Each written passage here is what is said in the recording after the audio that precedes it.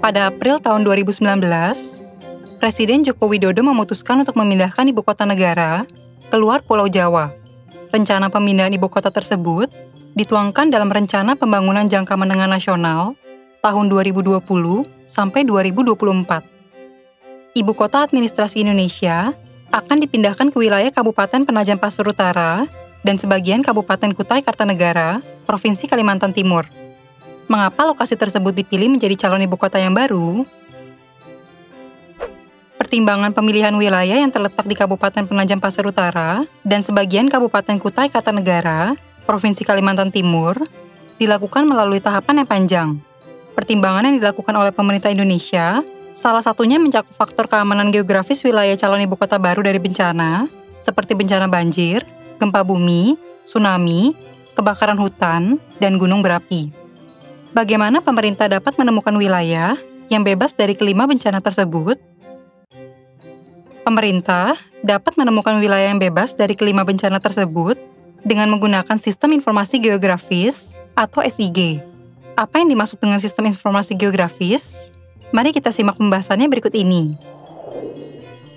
Pemerintah Indonesia telah melakukan berbagai pertimbangan untuk menetapkan lokasi calon ibu kota baru, termasuk mempertimbangkan faktor keamanan geografis dari bencana banjir, gempa bumi, tsunami, kebakaran hutan, dan gunung berapi. Pertimbangan faktor keamanan geografis tersebut dapat dilakukan dengan memanfaatkan teknologi yang ada. Perkembangan teknologi berpengaruh terhadap berbagai keilmuan, termasuk ilmu geografi. Saat ini, pengolahan data dalam geografi tidak hanya dilakukan secara manual, tetapi juga secara digital menggunakan Sistem Informasi Geografis atau SIG. Sistem Informasi Geografis merupakan sebuah sistem yang berfungsi untuk mengumpulkan, mengatur, mengelola, menyimpan, dan menyajikan semua informasi yang berkaitan dengan kondisi geografis suatu wilayah. Komponen pada SIG terdiri atas berbagai macam, yakni sebagai berikut ini. Pertama, perangkat keras. Perangkat keras atau hardware adalah semua bagian fisik komputer. Perangkat keras yang digunakan dalam SIG dapat diklasifikasikan berdasarkan fungsinya, yaitu sebagai berikut. Fungsi memasukkan data. Data dalam format cetak dipindahkan ke dalam format digital dengan menggunakan perangkat keras.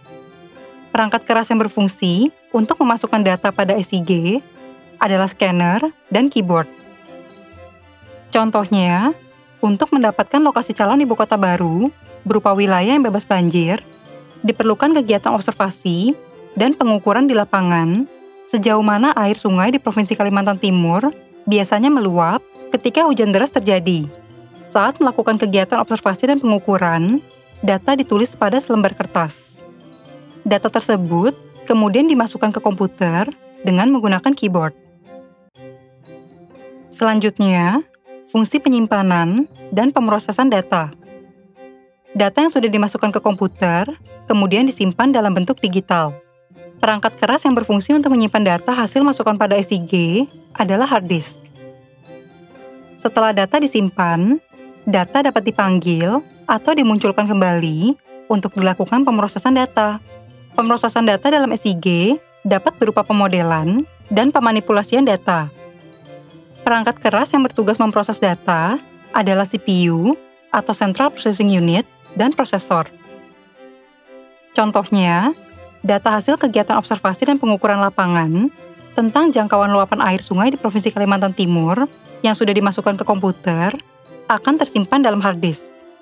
Selanjutnya, data hasil kegiatan observasi dan pengukuran lapangan tentang jangkauan luapan air sungai dapat diproses oleh prosesor sesuai dengan perintah yang kita berikan ke komputer. Kemudian, fungsi penampilan data.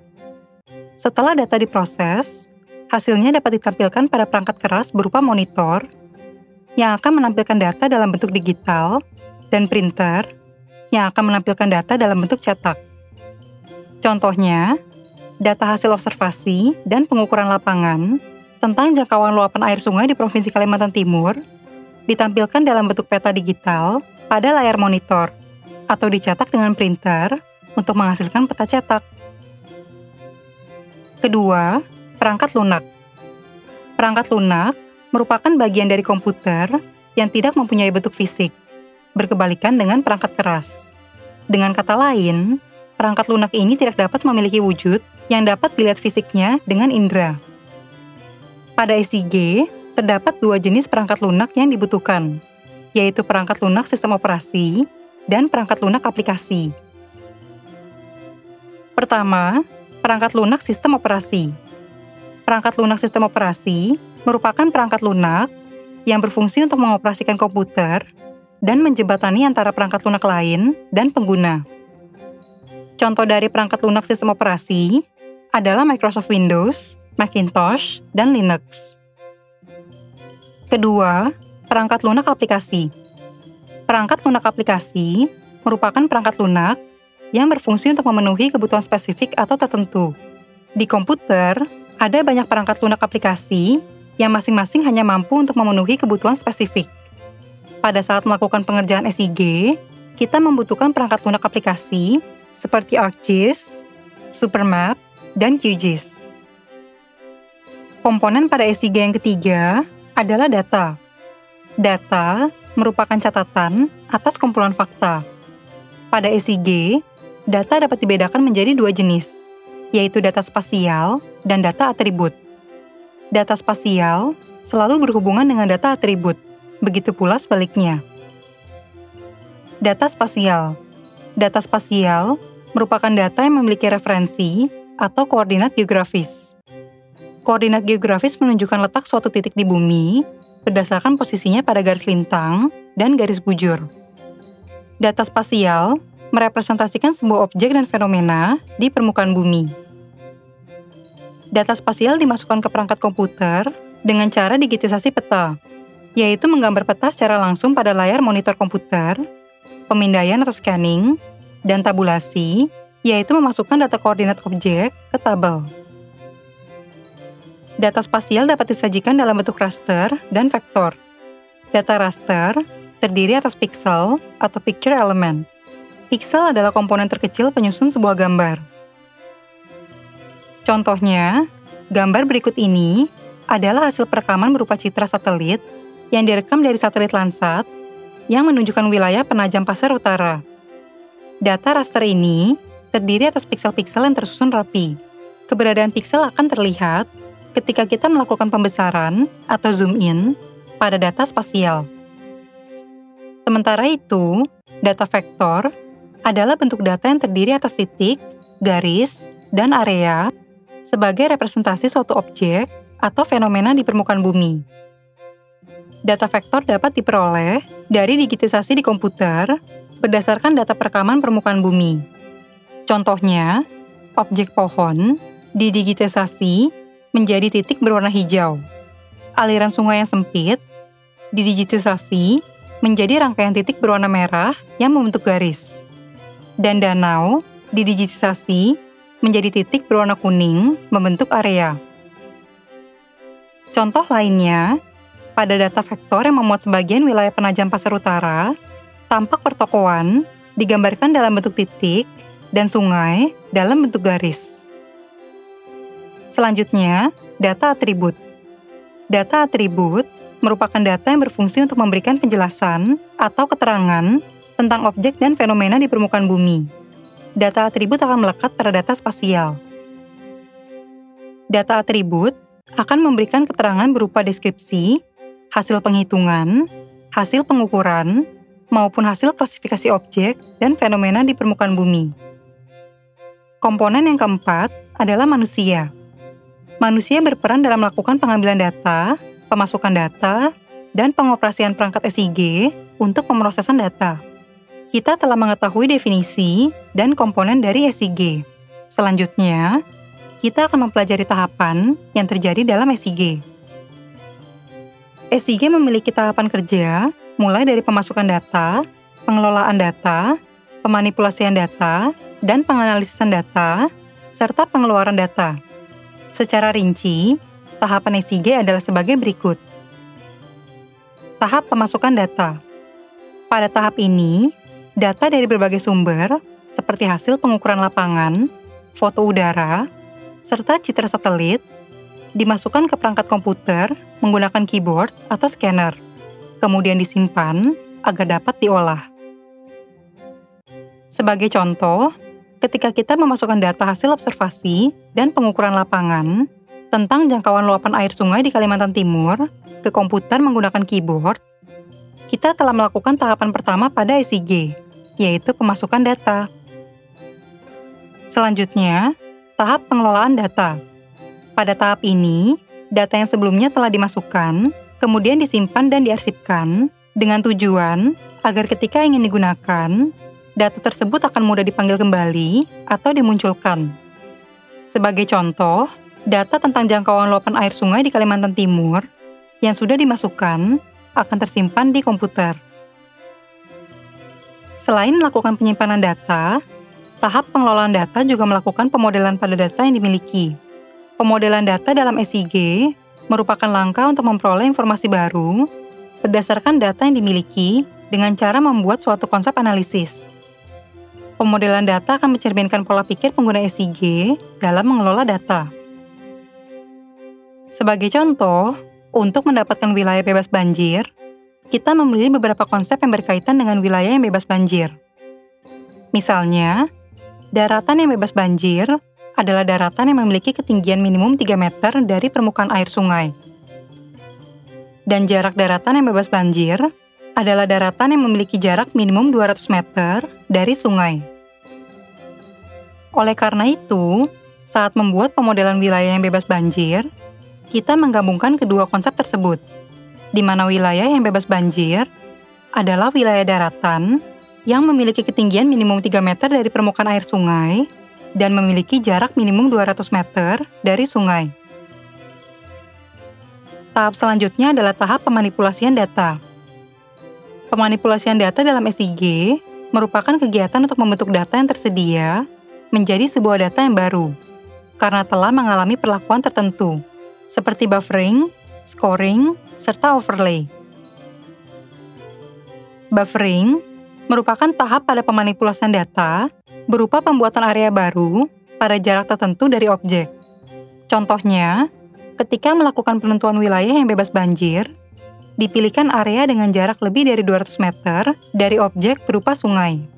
Oleh karena itu, pada GIS, dilakukan buffering 200 meter dari objek yang berupa sungai untuk mendapatkan wilayah yang bebas banjir.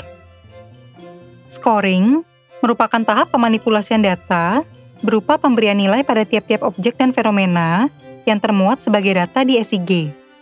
Contohnya, saat hendak memilih lokasi calon ibu kota baru, pemerintah melakukan scoring untuk menemukan wilayah dengan nilai paling tinggi. Tinggi rendahnya nilai wilayah ditentukan dengan kesesuaian wilayah tersebut sebagai lokasi calon ibu kota baru. Wilayah dengan penggunaan lahan berupa hutan lindung sangat tidak sesuai sebagai lokasi calon ibu kota baru, karena akan merusak hutan lindung yang bermanfaat sebagai paru-paru dunia. Akibatnya, wilayah yang memiliki kondisi penggunaan lahan berupa hutan lindung diberi skor 1. Selanjutnya, wilayah dengan penggunaan lahan berupa sawah tidak sesuai sebagai calon lokasi ibu kota baru, karena akan mengurangi kemampuan negara untuk memenuhi kebutuhan pangan penduduk. Akibatnya, wilayah yang memiliki kondisi penggunaan lahan berupa sawah diberi skor 2. Kemudian, wilayah dengan penggunaan lahan berupa semak belukar sangat sesuai sebagai calon lokasi ibu kota baru karena semak belukar adalah wilayah yang belum dimanfaatkan. Akibatnya, wilayah yang memiliki kondisi penggunaan lahan berupa semak belukar diberi skor 10. Dengan demikian, pemerintah akan memilih lokasi dengan penggunaan lahan berupa semak belukar. Selanjutnya, overlay merupakan tahap pemanipulasian data berupa penyusunan 2 atau lebih data grafis secara tumpang susun dengan tujuan menghasilkan sebuah data grafis baru yang memuat data dari tiap-tiap data grafis penyusunnya. Contohnya, pemilihan wilayah calon ibu kota baru Indonesia membutuhkan data wilayah yang bebas banjir, bebas gempa bumi, bebas tsunami, bebas kebakaran hutan, dan bebas gunung berapi. Kelima data tersebut kemudian ditumpang susunkan untuk menemukan wilayah yang dikategorikan bebas dari kelima bencana tersebut. Tahap selanjutnya adalah tahap penganalisisan data. Penganalisisan data dalam SIG dilakukan dengan membaca dan memahami data grafis hasil overlay yang sebelumnya telah dibuat pada tahap pemanipulasian data. Pada tahap penganalisisan data, akan dinilai benar atau tidak data yang telah dibuat, serta kesesuaian antara tujuan awal pemanfaatan SIG dengan data yang dihasilkan. Jika sudah sesuai, barulah dapat dilanjutkan ke tahapan terakhir berupa pengeluaran data. Sebagai contoh, kita sudah mendapatkan peta hasil overlay wilayah yang dikategorikan bebas dari kelima bencana, baik bencana banjir, bebas gempa bumi, bebas tsunami, bebas kebakaran hutan, maupun bebas gunung berapi. Setelah itu, hasilnya kita teliti lagi untuk memastikan bahwa terjadi kesesuaian antara tujuan awal pemanfaatan SIG, yaitu menemukan wilayah yang memiliki keamanan secara geografis dari kelima bencana, dan hasil data overlay yang kita hasilkan. Tahap yang terakhir adalah tahap pengeluaran data. Pengeluaran data merupakan tahapan terakhir dari SIG. Biasanya, hasil SIG ditampilkan menjadi sebuah peta. Pada tahap ini, hasil pengelolaan SIG yang sudah disetujui pada tahapan analisis ditampilkan secara digital pada monitor komputer, maupun ditampilkan dalam bentuk cetak setelah dicetak dengan mesin seperti printer. Sebagai contoh, data hasil overlay wilayah calon ibu kota baru ditambahkan dengan komponen-komponen peta berupa judul, garis tepi, orientasi, skala, simbol, legenda, koordinat, lettering, inset, sumber data, tahun pembuatan, dan instansi pembuat. Selanjutnya, dihasilkan peta wilayah calon ibu kota baru yang dapat ditampilkan pada layar monitor atau dicetak menggunakan printer. SIG memiliki banyak manfaat yang dapat digunakan dalam berbagai bidang, di antaranya bidang sumber daya alam, bidang perencanaan ruang, bidang kependudukan, bidang pendidikan, serta bidang militer. Pada bidang sumber daya alam, SIG mampu melakukan inventarisasi atau penyimpanan data, manajemen data, serta pemberian informasi tentang kondisi sumber daya alam, baik berupa pertanian, perkebunan, kehutanan, maupun pertambangan. Contohnya, Kementerian Energi dan Sumber Daya Mineral atau SDM memanfaatkan SIG untuk melakukan pemetaan potensi emas di Pulau Flores, Nusa Tenggara Timur, dengan mengolah data spasial berupa lokasi hasil bahan galian dengan kondisi geologi di sekitarnya. Pada bidang perencanaan ruang, SIG mampu mengombinasikan data tentang berbagai objek dan fenomena di permukaan bumi yang bermanfaat dalam perencanaan ruang, seperti data persebaran lokasi pemukiman penduduk, lokasi industri, serta lokasi rawan bencana. Contohnya, pemerintah Indonesia memanfaatkan SIG untuk mencari wilayah ibu kota baru yang terbebas dari bencana, baik berupa banjir, gempa bumi, tsunami, kebakaran hutan, dan gunung berapi. Pada bidang kependudukan, SIG mampu menyusun data pokok kependudukan. SIG akan membantu pemerintah untuk mengetahui jumlah penduduk yang tinggal di suatu wilayah serta kebutuhan yang diperlukan. Contohnya, Kementerian Dalam Negeri menggunakan SIG untuk menampilkan visualisasi data kependudukan berupa klasifikasi kabupaten dan kota berdasarkan jumlah penduduknya pada portal halaman resmi situs webnya. Pada bidang pendidikan, SIG mampu membantu menentukan lokasi sekolah yang dapat dijangkau oleh penduduk. Selain itu, SIG juga memiliki fungsi sebagai alat bantu pemahaman dalam pelajaran geografi. Contohnya, pemerintah menggunakan SIG untuk memetakan sebaran sekolah di wilayah Kabupaten Serang, Banten. Setelah itu, dibandingkan dengan lokasi keberadaan permukiman penduduk untuk memastikan bahwa semua penduduk telah memiliki akses yang mudah terhadap sekolah. Yang terakhir, pada bidang militer, SIG mampu mengelola data berupa objek dan fenomena di permukaan bumi yang memengaruhi dalam menentukan rute perjalanan logistik dan peralatan perang.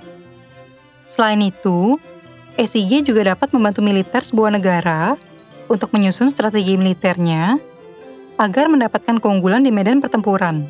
SIG digunakan untuk memantau kondisi medan, apakah datar atau bergunung-gunung, memantau kondisi infrastruktur, dan memantau kondisi lingkungan. Salah satu aplikasi SIG di bidang militer adalah pembuatan SIG Potan, yaitu sebuah kombinasi antara SIG dan basis data militer Indonesia yang berguna untuk mencari, memberikan visualisasi, dan melaporkan data militer. Sistem Informasi Geografis atau SIG merupakan sebuah sistem yang berfungsi untuk mengumpulkan, mengatur, mengelola, menyimpan, dan menyajikan semua informasi yang berkaitan dengan kondisi geografis suatu wilayah. Komponen sistem informasi geografis terdiri atas perangkat keras, perangkat lunak, data, dan manusia. SIG memiliki tahapan kerja berupa pemasukan data, pengelolaan data, pemanipulasian data, penganalisisan data, dan pengeluaran data. SIG memiliki banyak manfaat yang dapat digunakan dalam berbagai bidang, di antaranya bidang sumber daya alam, bidang perencanaan ruang, bidang kependudukan, bidang pendidikan, serta bidang militer.